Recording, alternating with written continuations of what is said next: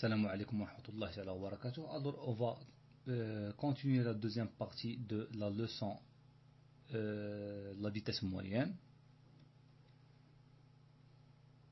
3. Les dangers de la vitesse. Donc, akhtar as-sur'a.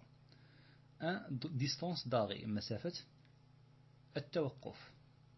La distance d'arrêt notée DA ou DA, donc on peut utiliser D minuscule ou bien D majuscule, distance d'arrêt, et la distance parcourue entre le moment où le conducteur perçoit le danger et l'arrêt complet du véhicule. Alors نشرح شنو هي la distance d'arrêt. Donc شنو هي la distance d'arrêt. Donc هي المسافة المقطوعة, c'est la distance parcourue بين لحظة رؤية السائق للخطر, donc entre le moment où le conducteur perçoit le danger من شاف الخطر et l'arrêt complet du véhicule والوقوف التام للسيارة. إذن هنا غادي نعطيكم واحد الوضعية باش تفهموا أكثر.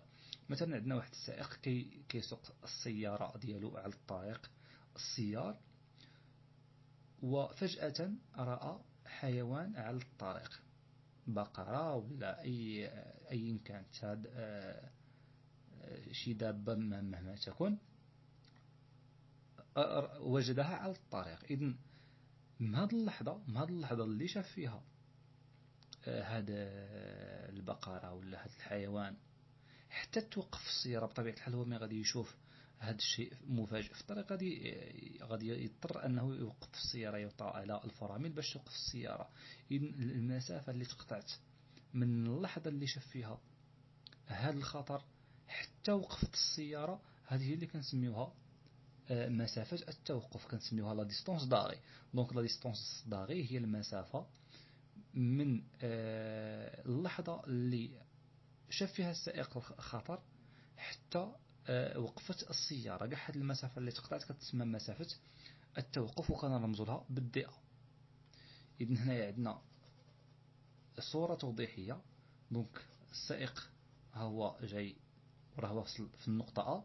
إذن من وصل في النقطة أ شاف الخطر, واخا أدور وتوقف السيارة حتى النقطة سي. من شد لي فران وقف السيارة حتى النقطة سي. أدور من النقطة أ حتى النقطة سي, هذه كاملة كتسمى لا ديستونس داغي, وكنرمزوها بالدي ا. دونك لا ديستونس داغي هي من النقطة أ حتى النقطة سي فين توقفت السيارة, كتسمى لا ديستونس داغي. الور هاد لا ديستونس داغي في الحقيقة فيها جوج ديال لي ديستونس, وبيان فيها جوج ديال المراحل. هاد لا ديستونس داغي غنشرحوا شنو هما هاد لي دو ديستونس, وبيان هاد لي دو زيتاب رياليزي بوندون سيت ديستونس داغي. الور السائق مين غادي يشوف واحد الخطر في الطريق, واحد الخطر في الطريق, واش غادي غير يشوف الخطر غادي يوطع للفرامل بفرمشة عين؟ لا, ما يمكنش. إذن هو مين كيشوف خطر كي ياخذ واحد القرار في راسه, واش نوطع على الفرامل ولا ما نوطعش على الفرامل, واش ممكن انني نقيس هذا الحيوان ولا ما ممكنش انني نقيس هذا الحيوان. الور هنايا هاد المرحله اللي كيتخذ فيها القرار كنسميوها مسافه رد الفعل. هنايا السائق رد الفعل ديالو وشاف واش ممكن انني نوطع على الفرامل ولا ما نوطعش على الفرامل, وغادي يتخذ القرار باش يوطع على الفرامل.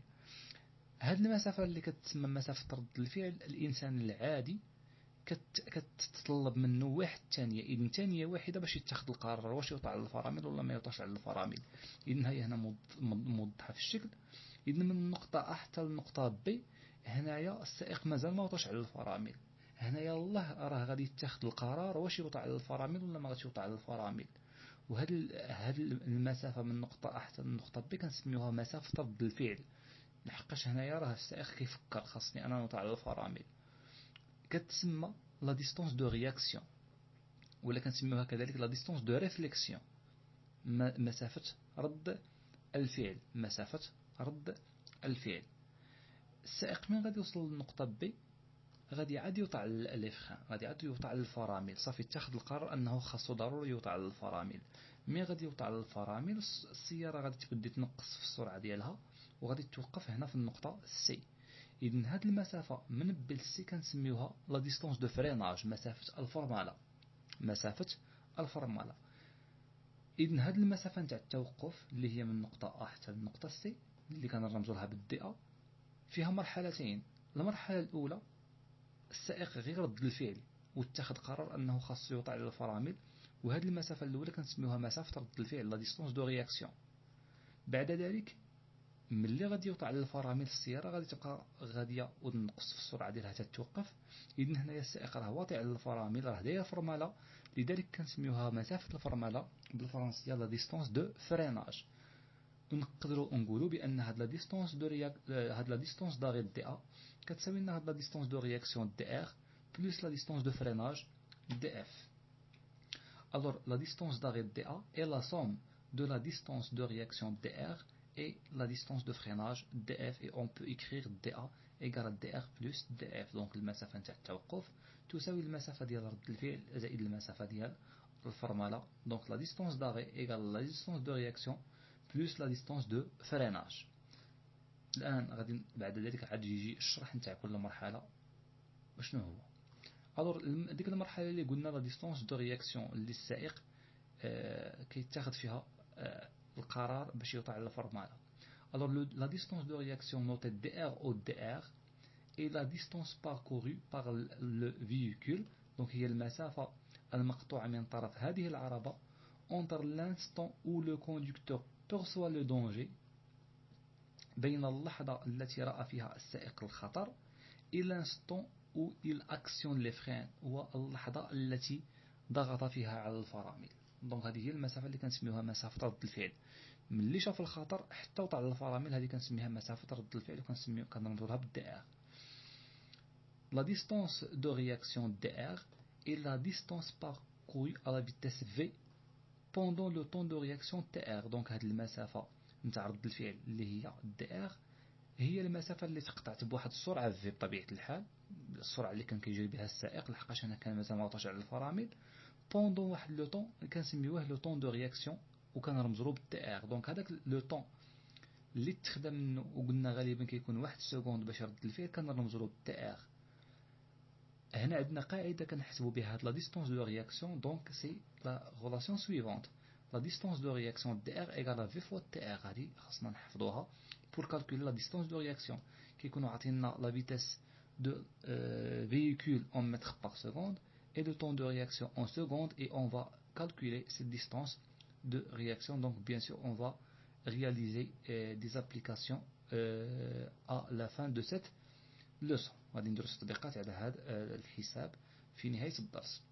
شنو هي التي ار؟ دونك التي ار et le temps de réaction en secondes هو الزمن اللي تخدى فيه هذا رد الفعل بالثانية. Le temps de réaction d'un conducteur peut par exemple s'allonger en raison de. Donc حنا قلنا الإنسان العادي عنده لو طون دو رياكسيون هو 1 سكوند. الآن هذا لو طون دو رياكسيون نتاع واحد السائق d'un conducteur peut par exemple s'allonger، يقدر يكبر يولي أكثر من ثانية لأسباب معينة. دونك en raison de par exemple en raison de la fatigue. إلا كان السائق متعب، إلا كان متعب بدل ما غادي يدير رد الفعل في ثانيه غادي يدير رد الفعل في ثانيه ونص، لحقاش راه عيان ما عندوش اون بون ريفليكسيون او ما غاديش تكون عنده اون بون رياكسيون، غادي يكون متعب. دونك سي نورمال غادي يدير واحد لا رياكسيون روتار. دونك لا فاتيغ اونترين دونك il entraîne une baisse concentration كتعطينا واحد التركيز منخفض.